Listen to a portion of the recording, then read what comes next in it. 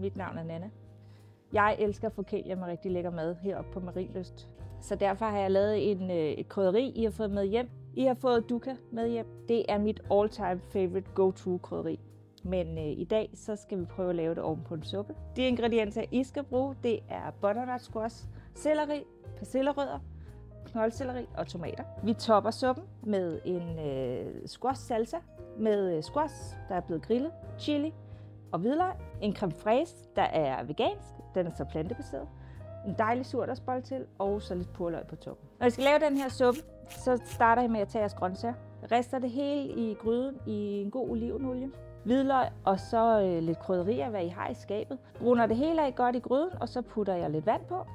Lad det koge, så tilføjer jeg, når det hele er blevet godt mørt, så tilføjer jeg kokosmælk. Så blender jeg det hele, smager det til med salt og peber, og så er suppen færdig.